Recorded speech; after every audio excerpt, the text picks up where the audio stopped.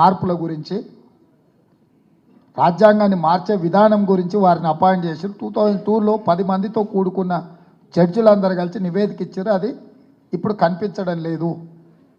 First point. Second point, 1925లో రాష్ట్రీయ స్వయం సేవక్ సంఘ్ మొదలుపెట్టినప్పుడు doctor Keshavarao Baliram హెగ్డేవర్ గారు స్వతంత్రం కోసం కొట్లేవాడు చాలామంది ఉన్నారు.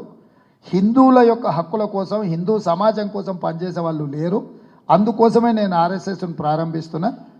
100 సంవత్సరాల లోపల ఈ దేశాన్ని హిందూ దేశంగా ప్రకటించే విధానాన్ని కార్యాచరణ తీసుకొని ముందుకెళ్తామని వారు మొదలుపెట్టినారు. ఆ రోజు ఆ 100 సంవత్సరాలు 2025 ఇప్పుడు పూర్తి కాబోతుంది.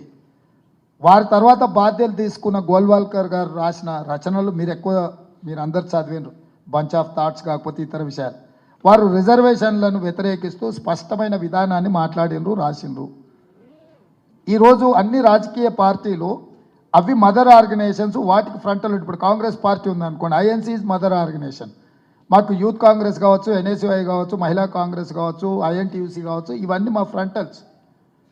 మిగతా రాజకీయ పార్టీలు కూడా రాజకీయ పార్టీలే మెయిన్ ఆర్గనైజేషన్స్, మిగతా ఇవన్నీ frontals. Whereas in BJP is not an a mother organisation. BJP is an a frontal organisation of RSS. RSS యొక్క రాజకీయ కార్యాచరణను అమలు చేయడానికి వాళ్ళు బీజేపీని ఏర్పాటు చేసుకున్నారు. హిందూ సమాజం కోసం విశ్వ హిందూ పరిషత్తును పెట్టుకున్నారు. విద్యార్థి సమాజం కోసం అఖిల భారతీయ విద్యార్థి పరిషత్తును పెట్టుకున్నారు. రైతుల కోసం బీకేఎస్ పెట్టుకున్నారు. కార్మికుల కోసం బిఎంఎస్ పెట్టుకున్నారు. అగ్రెసివ్ మిలిటెంట్ యాక్టివిటీ కోసం బజరంగ్ దళ్ను పెట్టుకున్నారు. ఆదివాసీల కోసం వనవాసి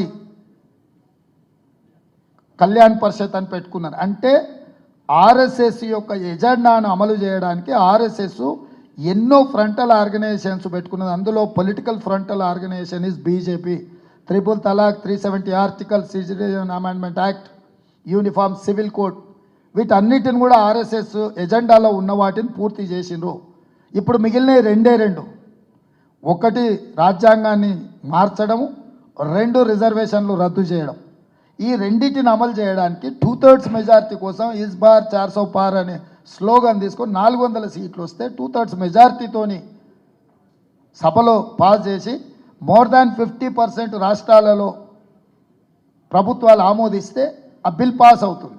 అందుకే 8 రాష్ట్రాలను ప్రతిపక్షాల కూటంలో ఉన్న ప్రభుత్వాలను పడగొట్టి వాళ్ళు సొంత ప్రభుత్వాలు ఏర్పాటు చేసుకున్నారు. ఈ 2025 అనేది మనకు అత్యంత కీలకమైన సంవత్సరము. ఆర్ఎస్ఎస్ 100 సంవత్సరాలు పూర్తి చేసుకోకపోతుంది. ఆర్ఎస్ఎస్ భావజాలాన్ని పూర్తి స్థాయిలో ఈ దేశంలో అమలు చేయడానికి అగ్రెసివ్గా బీజేపీ ముందుకు రాబోతుంది. ఇది ఐడియాలజికల్ వార్. ఈ ఐడియాలజికల్ వార్లో వాళ్ళు దేన్నైనా స్టేక్ చేస్తారు, వాళ్ళ విధానము. అదేవిధంగా 1881 నుంచి బ్రిటిషర్స్ మొదలుపెట్టారు జనాభా లెక్కలు కట్టడము. ప్రతి 10 సంవత్సరాలకి జనాభాను లెక్కించి ఆ దేశంలో ఎంత జనాభా ఉన్నారో చెప్పే